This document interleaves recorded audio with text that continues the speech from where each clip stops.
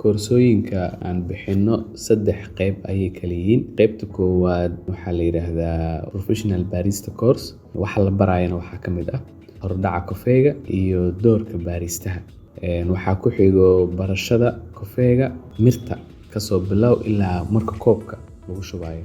Diyaarinta kafeega oo espressaha oo specialty ah ama si oo qaas ah inaad u sameyn karto. Heerka nadaafadda oo laga rabo qofka baristaha in loo sameeyo kafeega qaab horumarsan oo kafeega waa kala duwan yahay.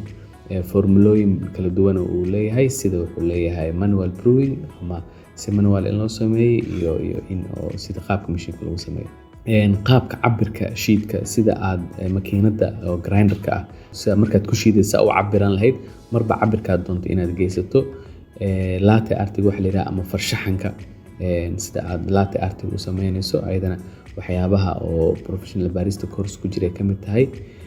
Waxaa kaloo ku jira ayadana qaacidooyinka asaasiga ah.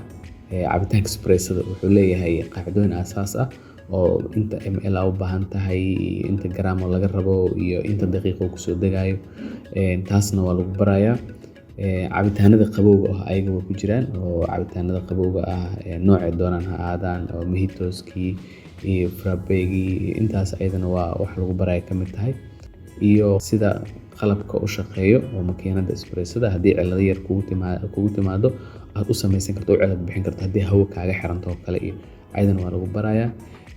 Ayagana qaabka stock oo aad baqaarkaaga inta kafee aad dalbanaysid iyo caana u baahan tahay inta aad bixinaysid intaas oo dhan ayadana waa lagu barayaa. Iyo ilaalinta macaamilka iyo adeegiisa ayadana waa ku baranaa. Koorsadan ayada hadda aan soo sheegnay waa Professional Barista Course. Ayada waxay socon doontaa 4 week ama 1 bil. Qiimaheedana waa $400. Marka waxaan leenahay insha Allah inay aad iyo aad dad badan ka aflaxa adna ka aflixi doonto insha Allah.